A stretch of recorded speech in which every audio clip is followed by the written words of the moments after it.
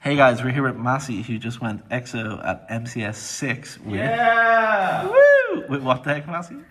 We played something very fun today. Yes. is this The indeed? dog. Yeah. So we played Flamvell Cat. Yeah. Which is, so I was not around in the early days of Edison, so in 2022. Yeah. So I Well, like didn't... 2015, we've been playing Edison since...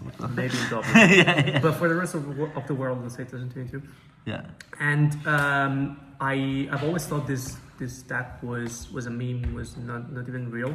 Maybe it's not, but I rediscovered it thanks to a friend that we shout out to, Sebastian Inturi, who topped back to 80 people regionals in Italy in December and January. And so looking and playing the deck, I was like, yeah, I mean it looks a lot of fun. It's not that bad. There's a crazy good Black Wings matchup. Let's have some fun. And so we're not here claiming this is a pair 1 deck or anything, but it's not even that bad. So there are worse decks that are considered to be better than this. So you can play something that's not Black Wing value and Nero Frogs or Forks and win and have a lot of fun.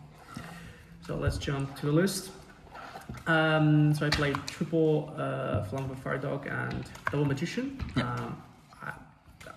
I should say some people play 3, but I don't think anybody plays this deck. So the thing is, this card is essentially a Garnet. So playing 3 might be like you might end up drawing 2 or even just 1, and it really sucks. So 2 is probably the right number. And then Cat, Monk, and Triple Arbellum. This is the base of the deck. And what I find particularly oppressive of this engine is that if you open with either of this, your opponent will either not set a monster that can't respond to Fire Dog if you open with it, and then next turn you just summon your Arbellum and pitch from their hand, or if you do the other way around, they would likely set something and then you have the Fire Dog to convert and pitch from their hand. And even if they have Raikou, they have to, They're forced to hit one. Yeah, to choose whether they want you to make a sync rate or to lose a card from their hand. Yeah. So, and this card was MVP all day. I mean, I've hand-ripped everybody multiple times today. Then double Caius, because we're on the Amster Raikou package too. And these are the only flips I played, so no spies, mostly because I didn't want to have... So this deck needs to see a starter, but at the same time, it's really bad when it goes second, and having more spies only makes your going second worse, in my opinion. And second, it forces you to play a Garnet, an additional Garnet besides this, and these are also not the best to draw in many spots, which is Descendant. I mean, you could technically play only the spies, but then at that point, I prefer to just play one more of this. And to improve my going second gameplay and to also synchro with this, I included double side draw in the main. Yeah. And these are whole monsters. Yeah, somebody else. Somebody likes machine cards. Yeah. And I was like, yeah, this is very good into Gajiltron, you know? Yeah.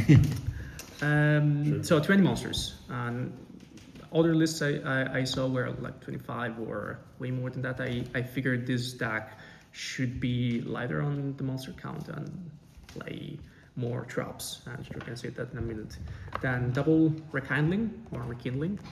Not 3 because, like I said, this card is a brick early game, and I mean maybe playing a milling engine like Sabi that I mentioned in the beginning does would justify playing 3, but just figured there were too many for this build, and so I only played 2. Double Polaris, same thought process, 3 are too many.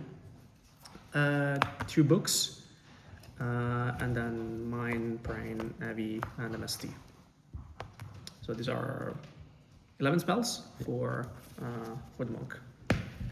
And then traps, so you can see I'm on several.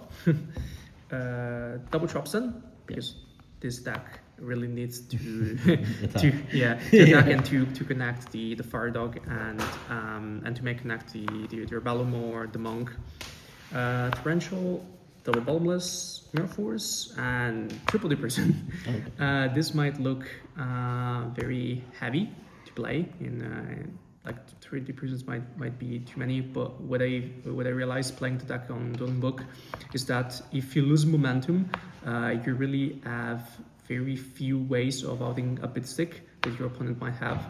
So Prison just seemed, let's say, besides being a very good defensive card, it seemed very good to answer a already established board, and so I figured playing 3 was correct. And Solemn, the best drop in the format, yeah, this was very good today. Action deck, Golems. It's literally here because it happened a couple of times on Dueling Book to have the triple Arbellum, like one already in the field, and then you summon Cat to make double Arbellum to pitch 2 cards from the opponent hand, and then make Golems. Yeah. And also because I once mind controlled the Goyo and had Arbellum in the field. And I was like, oh, I wish so much I had. Yeah. And also because there's space, as you're going to see, even if it seems so counterintuitive that you have space in it. Then Mistworm, this, I think I've never made it, not even when trying to attack on Dueling Book, but it's easy to make with just Monk pitching a spell for Cat, Raikou and Arbellum. Then several level 8s, Colossal, Fault Ruler, Double Stardust, and Red Dragon Archfiend. I opted for the Double Stardust, which came up, for the second Stardust, which came up, instead of the Dark Hand, because since I don't play Spy, making Dark Hand only comes up with Magician and Monk, but most of the times you use Monk to make the Dark Hand Magician. Yeah. Like I said, today I made the second Stardust to think twice. And Red Dragon Archfiend seems like a sort of flex spot, but it's not, because this answers the soft lock. And as you're going to see with the side deck, frogs are a nightmare for this deck, so this card is important. Then Arcane Magician, of course, the MVP of the deck. Black Rose Dragon, Ancient Fairy, Goyo, Pryo, Android, Duster, and Chimera Attack. The usual cards you would expect here. And then the side deck. Like I said, the deck has an awful matchup against frogs. So I hate frogs. I hate frogs. I despise frogs. I dislike frogs. I don't want frogs to play. Fuck frogs. I hate frogs. Okay. How many frogs are here today? Probably one or And who did they play round 1? Oh, okay. How many cards did they side? Well, it was Frog Hero, so just Yeah. You open pitching Treeborn for swaps and the other Treeborn, and then do other stuff, and then pass on an open field and Normal Kaiku. Then he realized he needed to defend himself, so he would just set a swap, and I had Fire Dog. Nice. Good card. And but of course these are good against value, especially because deck Devi is impactful against this deck, and then Black Wings exists, so double Duster Tornado. But like I said in the beginning, this deck has a very good matchup into Black Wings, and also value, I would say. Not very good, but not the worst into value. So I don't think I need that much side for that specific matchup or for those two. And so that's why most of these cards are for frogs. And that ended up working nicely, and Okay, cool. Sorry. Distraction. So any closing comments? Yeah, there was whispering. Nothing particularly. Like I said, we're not here to reinvent the wheel, but to just encourage people to try different things. Yeah. To, like say, you can even play fun decks, and they might end up being better than you think. I don't think this deck is worse than, I don't know, Quick Draw or Diva Euro or I don't know, Telezombies or whatever. Yeah. Okay, cool. And any shoutouts? Shout out to the whole Dublin community, to Sabi for making me discover this deck. Which, like I said, I thought it was a meme. And Yeah, cool. Anyway, congratulations on winning MCS 6. Bye, guys. Yeah, cool. Peace. So on the closing statements, any We other? forgot something very important.